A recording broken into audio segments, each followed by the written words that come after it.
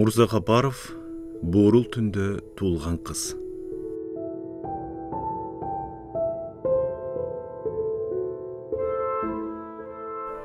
Абышка бир айдан бери 8 жашар небереси менен Арсланбаптын түн токойунун адам буту басып бар элек жапайы төрүндө жаңгак терип жүрдү. Ал бул токойго жыл сайын келет, бирок дайыма жалгыз. Бу жолу картаң бээсине учкаштырып, өткөн жылы кургак учуктан каза тапкан кызынын жалгыз баласында ээрчите келди. Антпесе жаш баланы алыскы тоо этегиндеги ээн эски тамга жалгыз калтырып кетүү мүмкүн эмес эле. Кеч күз болчу. Ойкырын токой баскан тоолор, саргарап ышкан бариктерден улам, вулкандар сыяктуу жалындап турат. Жаңактар шактарынан ыбаак көбөлүп түшүп, аларды тынымсыз жаап турган бариктер көм кылган. Алмалар да газан болгон, алчалар жаңыдан көбөлө баштаган. Дарактарга жана аскаларга чырмалышкан жүзүмдүн мөмөлөрү өтө бышып кеткендиктен бүрүшүп соолууга өткөн. Абышка менен небереси кылымдар жашаган картаң төбөсү менен көктү сүзгөн бийик 6 азаматтын кучагы жеткиз жоон чынардын түбүндө. Астыларына күзгү жер жазданып, үстүлөрүнө айлуу түн жамынышып жашап жүрүштү. Алардын терген жаңгактары да Ош менен Жалал Абадтын базарларын күтүп, ойдөбө болуп ошол жерде жатат. Булар үйлөрүнөн эч кандай азык оокатсыз чыгышкан. Ошондуктан алар жалаң гана токойдун жемиштери менен оокат кылышчу. Атайын жасалган учу айры таякчылары менен бариктердин арасынан жаңгак чукулашып жүрүп, туп-тунук сары алмаларды таап жешчү. Төө менен тайлак сыяктанышып, алчалардын мөмөлөрүн сыдырышчу. Чарчашса олтуруп алышып, жаңгак чагышчу. Суу сашса, жүзүмдүн ширелүү суусун сорушчу. Бирок жүзүмдү көбүнчө эчкинин терисинен жасалган чанаштарына толтуруп эзишип, кийин аны 5-6 күн ачытып коюшуп, анан иче турган. Жүзүмдүн ачытылган суусу ток тутчу. Ошондой эле кээде көңүлдү көтөрүп, шире кайып кылганга чейин бара турган. Жаңгакты алар эртеден кечке чейин теришчү. Кечинде өздөрүнүн картаң чынарларынын түбүндө кургак шактардан улуу от жагышчу да күпүлдөп, сүйлөшүп олтурушуп, убакыт өткөрүшчү. Бул учурларда Абышка небересине жомоктор айтат. Көргөн билгендеринен ар түрдүү окуяларды сүйлөп берет. Бир жолу Абышка небересине кызык аңгеме сүйлөп берип, анын көзүнөн ысык жаштар төктүрдү. Бул күнү алар өздөрүнүн жата конокторуна адаттан тышкары кечигип келишти. Келишип, күндөгүдөй эле өздөрүнүн кечки турмуштарын башташты.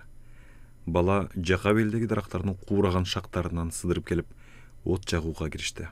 Таятасы жакын жердеги суунун аркы өйүзүнө өтүп, картаң бээси менен учурашты. Анын жонуна, куйруктарына жабышкан чөп чарды тазалады. Кийин кайра келип, небересине от жагышты.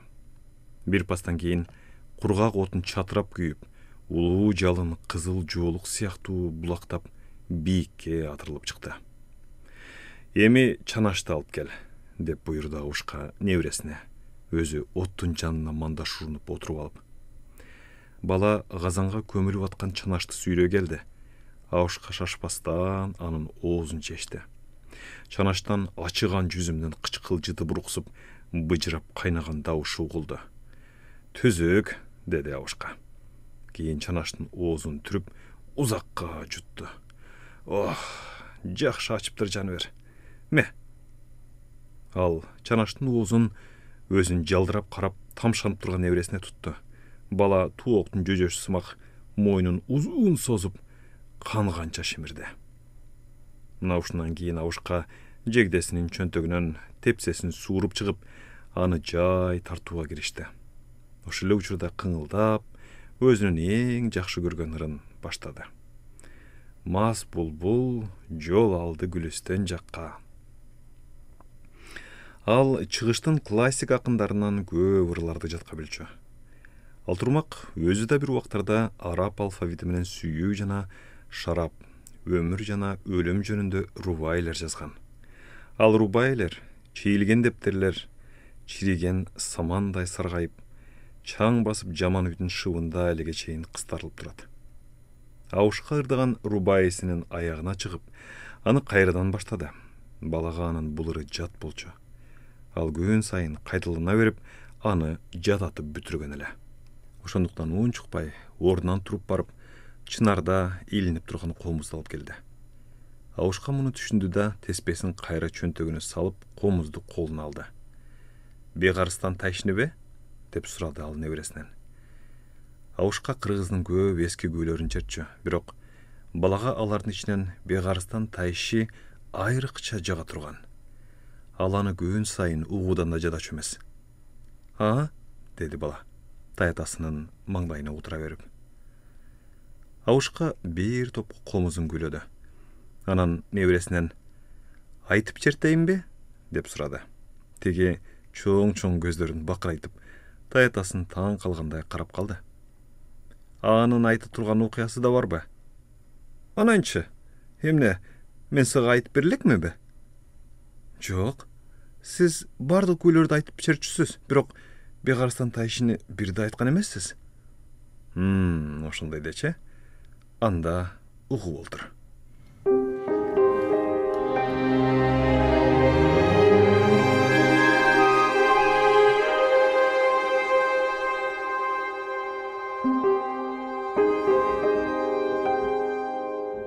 Ауышка 90 жаш эле, бирок карылыгына карабай өтө сөөлөттүү көрүнүүчү.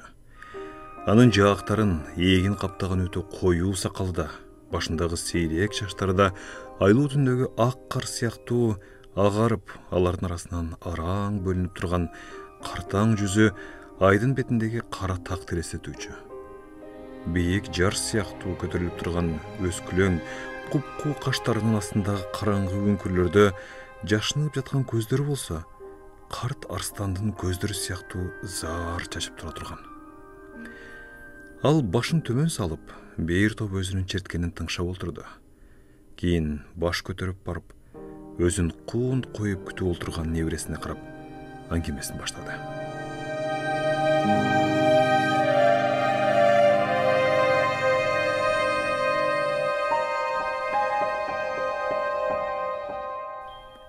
Илгери деди ал.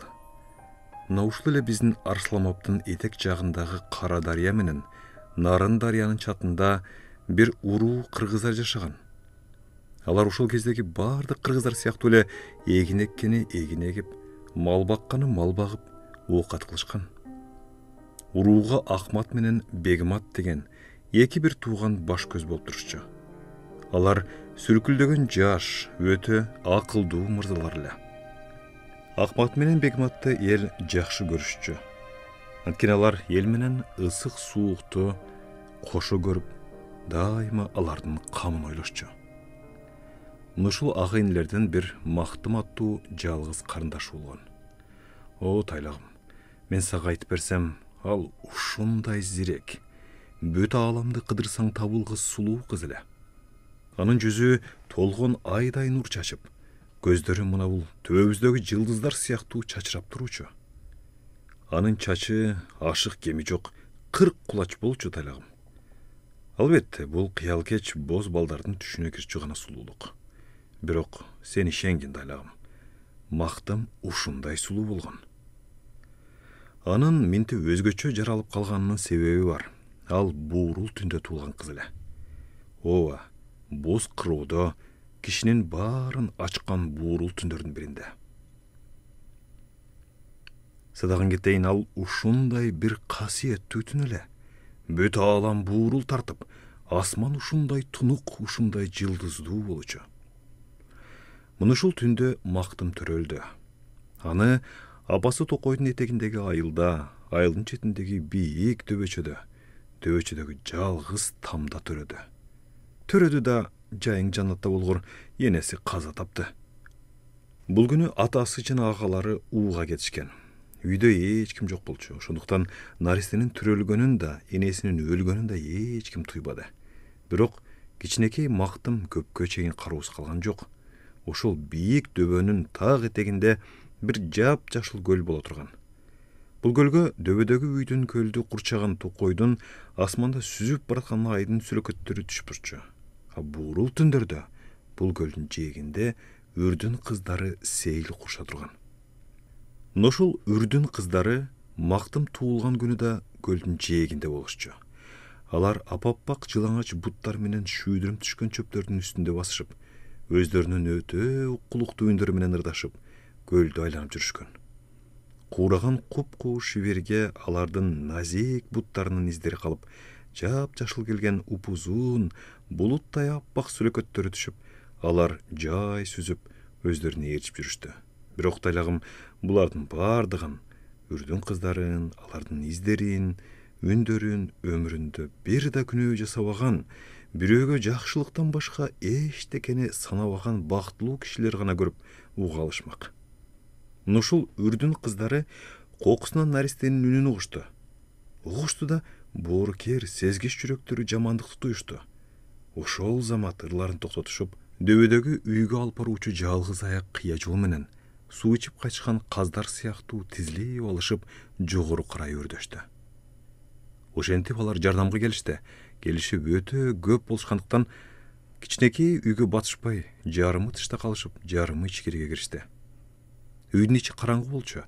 Анын боорундагы терезе ордуна оюлган төөнүн көзүндөй жалгыз тешиктен гана чубалган ичке жарык түшүп, жаңыдан төрөлгөн наристенин бетин жаркыратып турган. Үрдүн кыздар киришип, өздөрүнүн назик колдору менен эненин бетин жабышты. Ыйлап жаткан наристени колдоруна алышып, аны биринен бирине өткөрүшүп, өздөрү тегеректеп турушуп, бир уккан киши өмүр бою бактуу боло турган уккулуктуу үндөрү менен ырдап киришти. Аларга тышта тамды айланып жүрүшкөн жалгыз тешиктен узун моюндарын созушуп, карап турушкан башка курбулар да кошулушту. Наристе бир паста басылды, аңгыча таң атып кетти.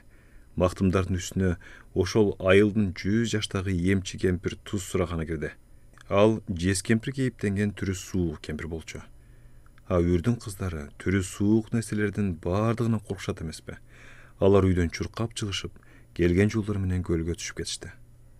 Кемпир иштин алжайын түшүнгөн соң, наристеге май жалатты, киндигин кести. Кийин элге кыздын ата-агаларына кабар бердирди.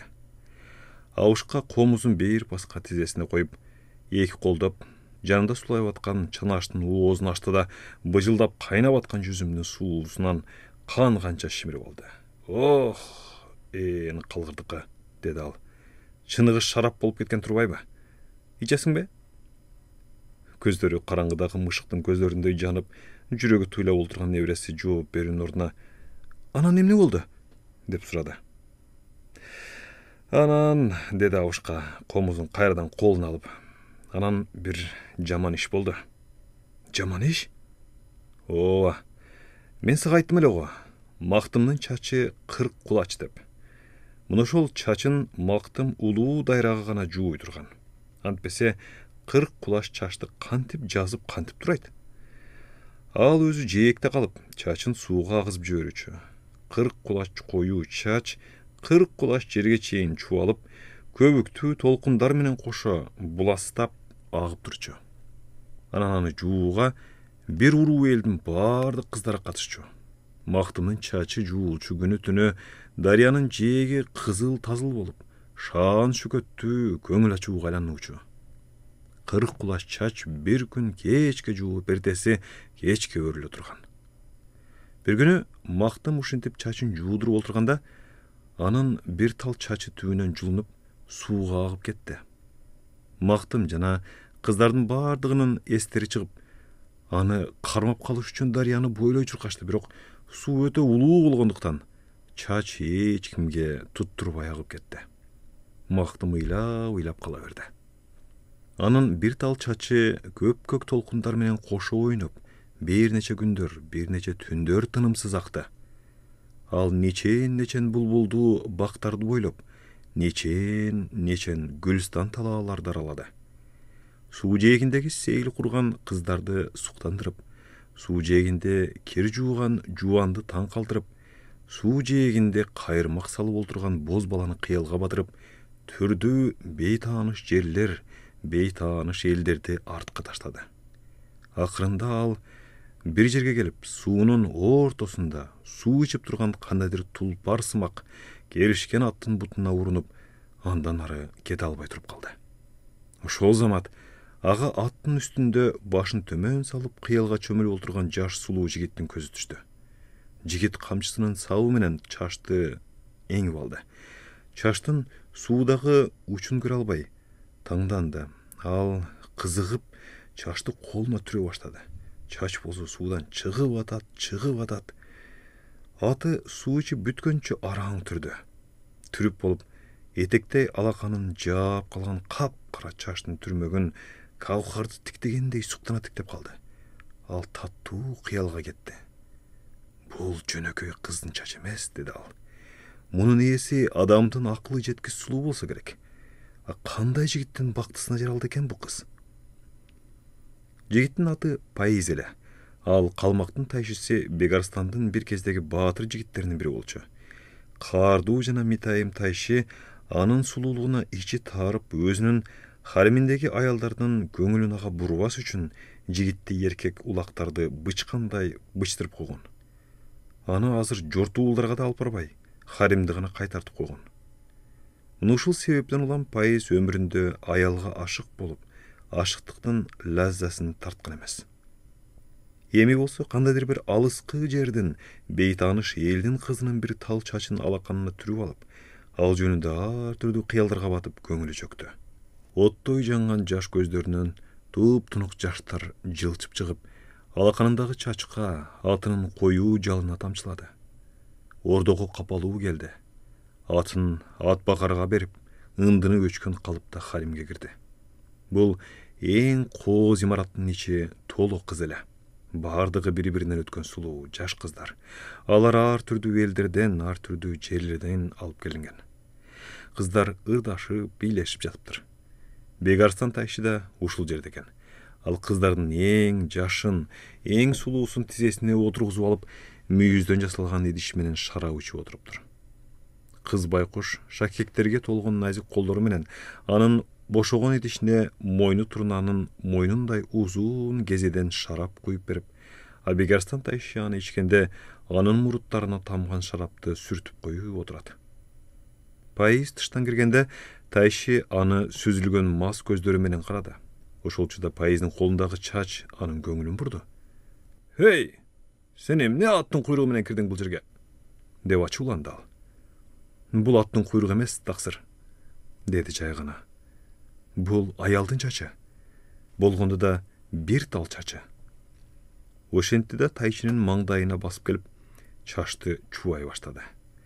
Чаштын узундугун көрүп, тайшынын оозу ачылып, колундагы шарабы чайпалып, кыздын жылаңач көкүрөгүнө төгүлүп кетти. «Аялда мындай узун чач болбойт, акмак», деп кыйкырды ал. «Болушу мүмкүн, таксырым», деди Паиз. «Албетте, мындай чач үрдүн кыздарындай сулуу кыздарда гана болушу мүмкүн». Бегарстан тайшынын кызыгуусу артты. Ал тизесиндеги кызды тургузуп жиберип, Паиздин колунан чашты жулуп алды. «Сен ошондой деп ойлойсуңбу?» деп сурады ал. «Ооба», деди Паиз. «А сен бул чашты кайдан таптың?» Паиз чачты кантип тутканын айтып берди. «Андай болсо жигиттердин бардыгын айт. Аскерлерди алыскы жолго даярдашсын. Мен бул чаштын ээсин издеп чыгам», деди тайшы. Ошентип тайлагым Бегарстан тайшы өзүнүн көп сан аскерин баштап, чач агып келген сууну бойлоп, чач агып келген жакты бет алып, күндөп-түндөп жол жүрүүгө чыкты. Абышка комузун кайрадан тизесине коюп, кайрадан чанашты көтөрдү. Жүзүмдүн кара кучкул суусу анын куп-кууз сакалынан ылдый жорголоп, тизесине тама баштады. Бирок абышка сакалын да тизесин да арчыган жок. «Ичесиңби?» деп сурады ал небересинен.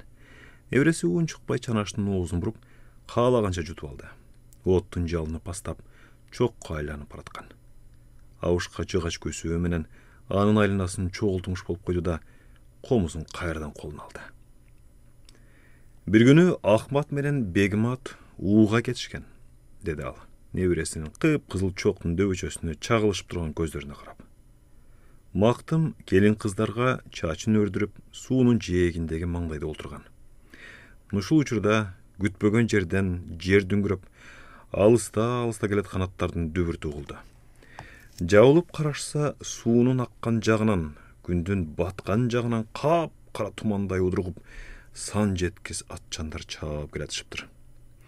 Мактымдын жүрөгү дароо жамандыкты сезди. Ал өзүнүн карышкыл көргөн койлордой тынчсыздана баштаган курдаштарына, эже жеңелерине кайрылып, "Мага эркекче кийим жана менин атымды алып келгиле", деди. Мактымдын агалары энчилеп берген чоң тор аттуу келишкен күлүк аты бар эле. Бир паста кыздар ошол атын жана бир сыйра эркекче кийим алып келип беришти. Мактым башына эркектин тебетейин, бутуна өтөгүн кийди. Үстүнө чапанын желбеги жамынып, өрлүп бүт элек чачын экиге бөлдүрүп, ошол чапандын жеңдерине тыктырды. Чапандын жеңдери дыгдыйып, үйлөгөн чанаштай болуп чыкты. Кийин Мактым чоң торуга минди да, куюндай кысып токойлуу тоолорду көздөй жөнөдү. Бул тапта калмактар да айылга келишип калды. Бегарстан тайшы качып бараткан атчаны көрүп, андан шек санады көрүнөт, анын артынан бейир топ аскерлерин жиберип, өзү калган аскерлери менен айылда калды. Жаныбар чоң тор колунан келгенче чуркады. Ал көпкө чейин калмактарга кыраандатпай жүрүп олтурду, бирок тагдырдын жазганы ошол болсо керек, ал ээсин куткарып кете алган жок. Жолдун дала жерине барганда Мактымдын чапандын жеңдерине каткан чачтары жеңдердин учтарынан чубалап чыгып кетип, аттын буттарына оролошуп калды. Бечара чоң тору чатыштап чуркай албай, бат эле калмактарга жеткирип койду. Калмактар Мактымдын колу бутун өз чачы менен өз ээрине чырмашып, айылга кайра алып келишти. Бегарстан тайшы жакын жигиттер менен Мактымдардын үйүндө шарап ичип отуруптур.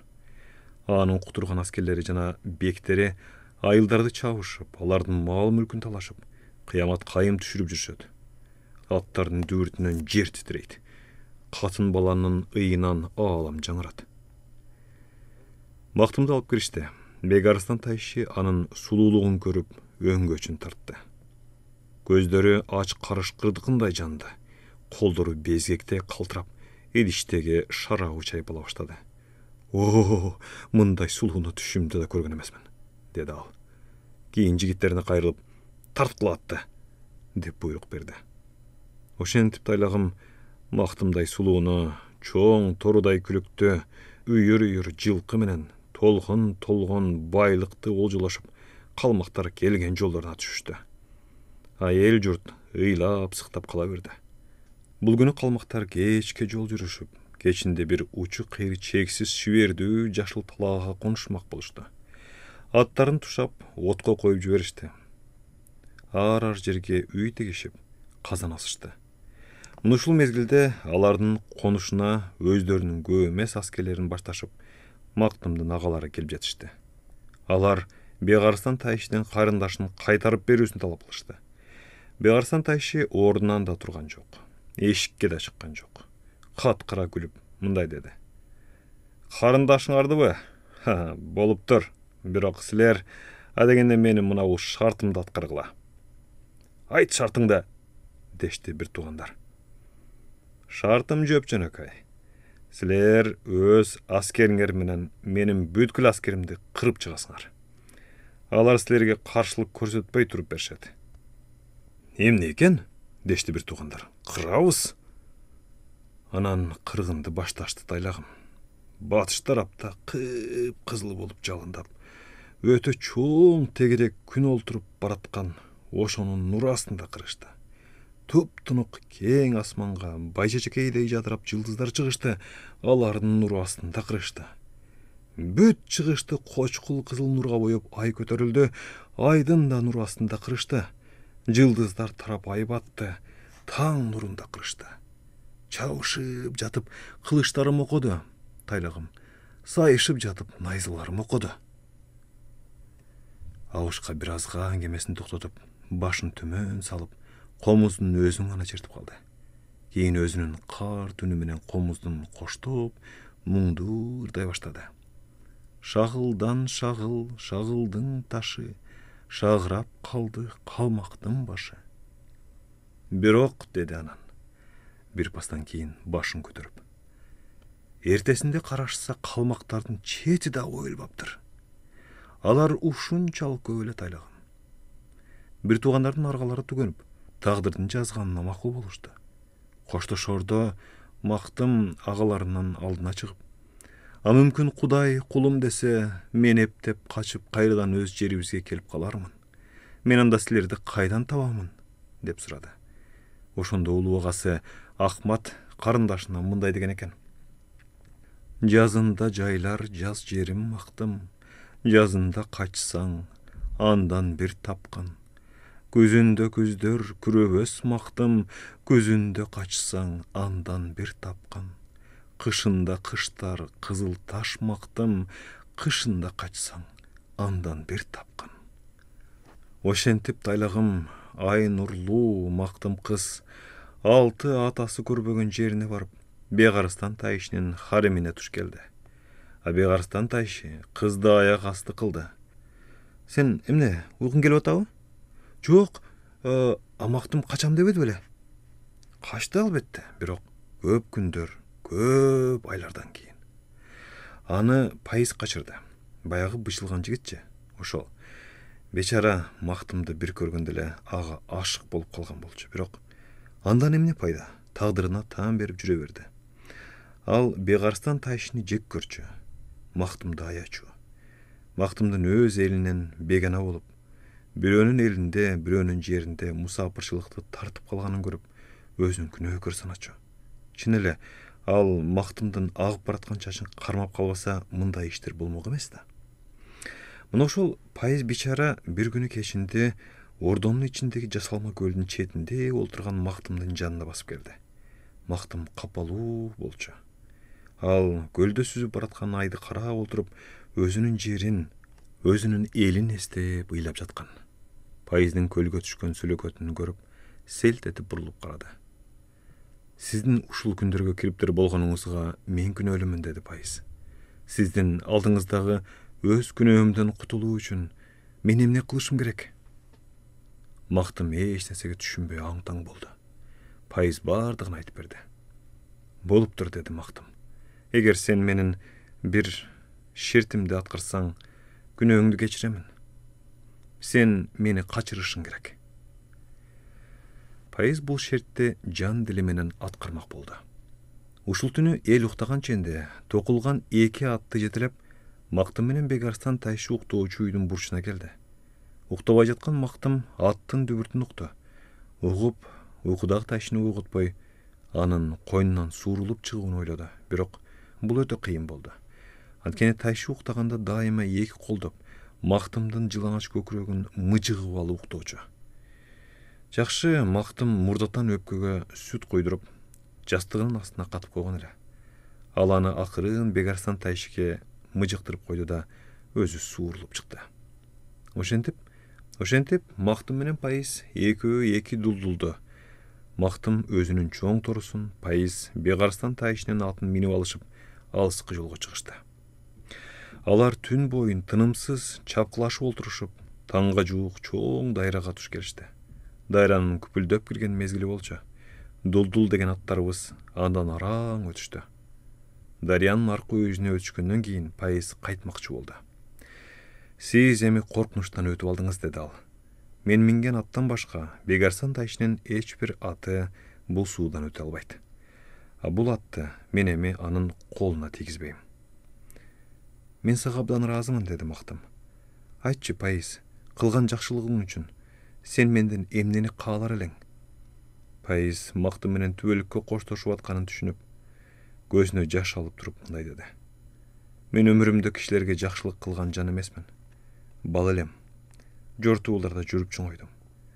Эл чаптым, алардын мал мүлкүн таладым. Катым баласын ыйлаттым. Мына азыр биринчи жолу бир адамга жакшылык кылып отурам. Мен эми өз турмушума ыраазымын. Мен өмүрүмдө бирөөнү сүйүп көргөн жан эмесмин. Мына биринчи жолу сүйүп, айыпка буйрбаңыз, сизди сүйүп отурам. Мен эми өз тагдырыма ыраазымын. Мага эчтегенин кереги жок, Мактым. Бирок сиз менен биз эми эч качан көрүшпөйбүз да. Ошондуктан сизди дайыма эстеп, дайыма сүйүп, дайыма ыйлап жүрөйүн. Бир тал чачыңызды тартуу кылыңыз. Мактым Пайыздын бычылып калганын билчү, бирок анын сүйүүсү жөнүндө биринчи жолу угултурат. Ал Пайызды аяп, урматтап карап турду да, кийин так маңдайынан бир тал чачын жулуп Пайызге сунду. Пайыз мактымдын колунан эң кооз каухар алып жаткансып, көздөрү жанып, чачты калтыраган колдору менен алды да аны түрүп койнуна салып алды. Кийин жанындагы кылычын кыны менен чечип, аны эки колдоп мактымга сунду. А сиз менин кылычымды алыңыз, деди ал. Мага эми анын кереги жок. Жортуулга чыгып жоо чаппайм, өрөөлгө чыгып эр сайбайм. Өмүрүмдүн калган күндөрүн кылычсыз жашагым келет. Башым оогон жактарга кетем. Атым баскан жактарга.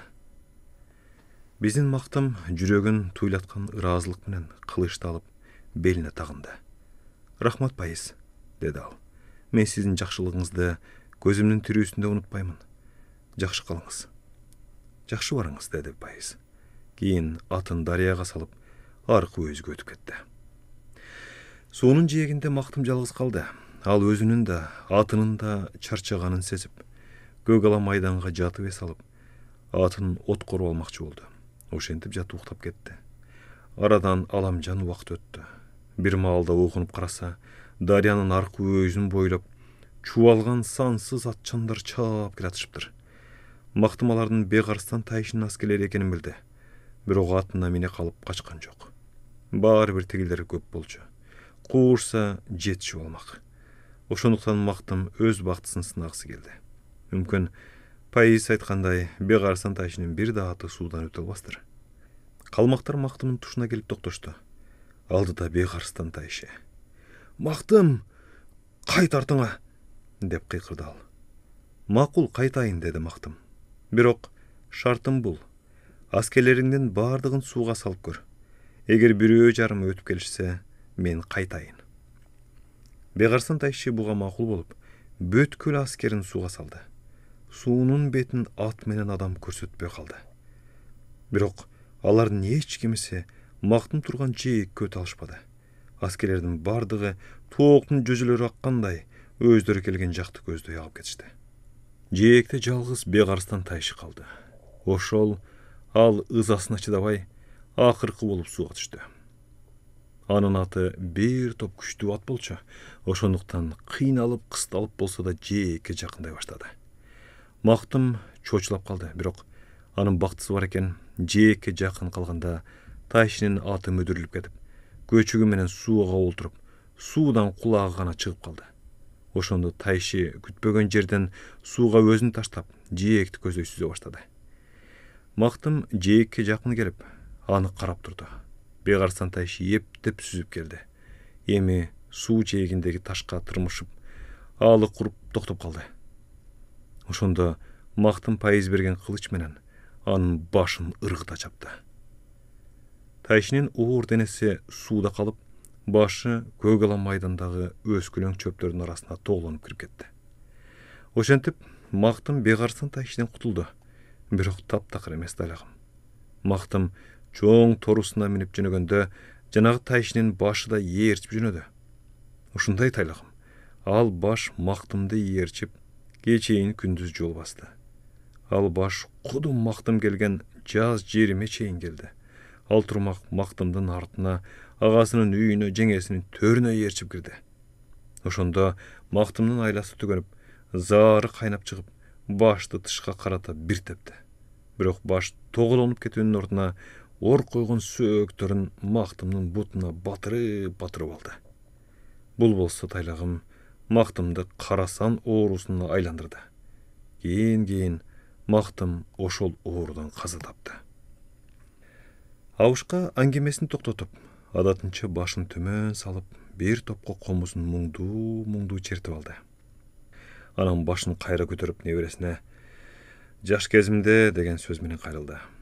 Раматылык чоң энеңди алып качып келатып, ошо жаз жерим жайлоосунда түнөп калдык. Ошол жылы негедир жаз жеримде айыл жок экен. Жайдын түнү. Айдын, айланабыз араласаң адаша турган жаңгактуу токой. Жака белибиз коюу карагат чаташкан жүзүм. Биз чарчаган аттарыбызды отко коюп, өзүбүз шиберге суналып жата кеттик. Бир окумда курсагыбыз ачты. Жей турган эчтекебиз жок.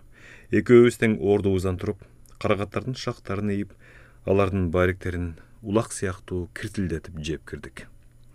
Бир маалда чоң энең Раматылык "Апа" деп кыйкырып эле мени кучактап калды. Карасам жаныбызда үстүлөрүн ак гүл баскан жалгыз мүрзө турат. Мүрзөнүн башында чоң таштар. Аягында болсо адамдын куп-куу баш сөөгү жатат. Сөөктүн ичинде болсо уюлуп жаткан жыландын көздөрү жылтырайт. Ошондо эсиме Раматылык чоң атам айтып берген ушу Бегарстан тайышынын баяны түштү. Ким билсин, чын эле ошол мүрзө мактымдыкыдыр. Чын эле ошол баш Бегарстан тайышыныкидир. Аны мен ушу күнгө чейин биле албайм. Биз чоң энең экөөбүз кишилерден уккан мүрзөнүн жанына түнөсө, киши тынч уктайт деген сөздөрдөн улам жанагы мүрзөнүн жанына түнөдүк. Ырас эле, чоң энең жакшы уктады Раматылык. Бирок негедир менин уйкум качып, таң атканча кирпик ирмегеним жок. Ошондо уктабай жатып, мен бир кызык нерсени байкадым. Түн ортосунда кулагым кандайдыр назик, кандайдыр адамдардын үнүнө окшолгон сулуу үндөрдү уктум. Секин башымды көтөрүп карасам, бизди курчаган карагаттар менен жүзүмдөрдүн шактарынын арасынан үрдүн кыздары шыкаалашып туруптур. Алардын туруш турмушу, жылаңач буттары да, назик колдору да, узун көйнөктөрү да ап-апак, айдын нуру түспөлдү. Мен алардын сулуулугунан демим кыстыгып, ордумда былк этпей катып калдым. Ушул учурда күтүлбөгөн дагы бир иш болду. Мүрзөнүн аягында жаткан куу башка жан кирип, мүрзөнү айланып, жай тоголоно баштады. Баштын ичинен жылан ышкырып жүрдү. Тайлагым мен көз ачып жумганча өдүн кыздарын таппай калдым. Ошол бойдон алар таңга жуук гана бир жолу келишип, кайрадан куу сөөктөн куугунттук чечип кетишти. Сен эмне, уктап калдыңбы? Балам чыккан жок. Ал өчүп бараткан отту бет алып, кырына түшүп жатып калган. Анын чала жумулган кирпиктеринин арасынан ысык жаштар жылжып аткан. Бирок Абушка муну байкаган жок. Ал небересин уктап калган экен деп чечип, аңгемесин да, комузун да токтотуп, көсөөнү алып, жаңыдан от жакканы киришти.